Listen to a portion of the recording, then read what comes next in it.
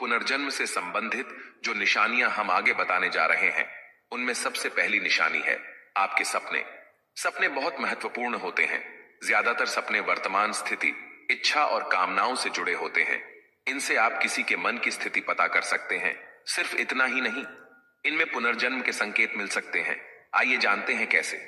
कभी कभी आप सपने में कुछ ऐसे लोगों, कुछ जगहों या कुछ वस्तुओं को देखते हैं जिनसे आप कभी मिले ही नहीं, जिन्हें कभी देखा ही नहीं। ये आपके पुनर्जन्म का संकेत है, क्योंकि ये चीजें आपके पिछले जन्म से संबंधित हैं। इसीलिए वो आपके सपनों में अवचेतन मस्तिष्क के माध्यम से आते हैं। क्या आपने सपने में खुद को एक ही तरह से मरते हुए कई बार देखा है, या फिर कोई एक ही सपना बार बार देखा है? ये सभी बातें आपके पुनर्जन्म से संबंधित हैं। बार बार एक ही तरह से मरते हुए देखना आपके पिछले जन्म की मृत्यु का कारण हो सकता है। अब बात करते हैं पुनर्जन्म से जुड़ी दूसरी निशानी की।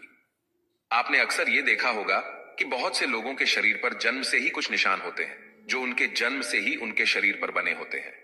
ये निशान उन्हें बिना किसी चोट लगे ही मिल जाते हैं। शरीर पर बने इन निशानों का संबंध हमारे पिछले जन्मों से होता है। गरुड़ पुराण के अनुसार जिन आत्माओं को नरक में यातनाएं दी जाती हैं, जब वह अपने सारे पाप कर्मों का फल भोग कर पृथ्वी लोक पर मनुष्य रूप में जन्म लेती है, तो उनमें से कुछ के शरीर पर ये निशान रह जाते हैं। मान्यताओं के अनुसार कभी कभी व्यक्ति के शरीर पर निशान देखकर यह पता लगाया जा सकता है कि पिछले जन्म में वह क्या था, क्योंकि अगले जन्म में भी कुछ लोगों के शरीर पर वही निशान बने रहते हैं जो पिछले जन्म में था। इस विषय पर विज्ञान ने एक विश्व प्रसिद्ध शोध किया। एक जानी मानी मनोचिकित्सक स्टीवेंसन ने सैकड़ों लोगों पर रिसर्च किया और अपने रिसर्च में पाया कि उन सभी मामलों में से लगभग 35 लोगों के शरीर पर उनके पिछले जन्म से संबंधित कोई न कोई निशान था। उनमें से कुछ लोगों को चोट या बीमारी के कारण अपने पिछले जन्म की यादें याद भी आ गईं।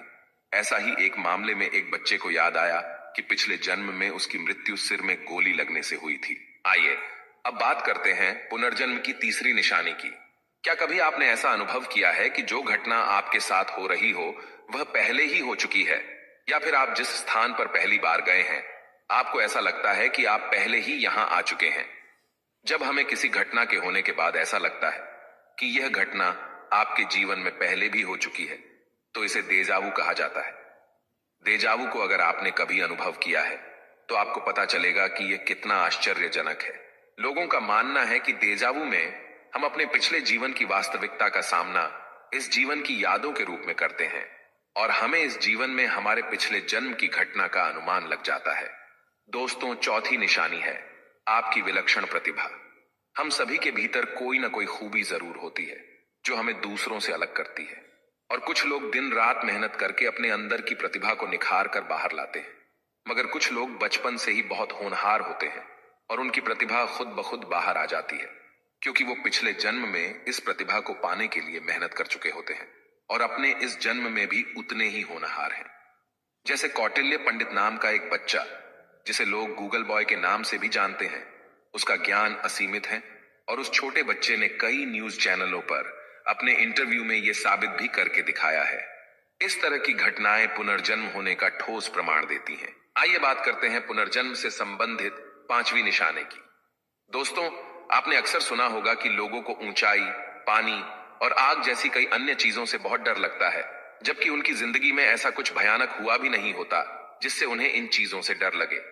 फिर भी इन चीजों के पास जाने से ही वह सहम जाते हैं और कभी कभी बेहोश तक हो जाते हैं। वो इन चीजों से इसलिए डरते हैं क्योंकि पिछले जन्म में उनके साथ कुछ अनहोनी हुई होगी, जिसका एहसास उन्हें इस जन्म में भी परेशान करता रहता है। दोस्तों, आशा करते हैं कि आपको इस वीडियो से जो जानकारी मिली है उससे आपके पुनर्जन्म से संबंधित कई सवालों के जवाब मिल गए होंगे। यदि आप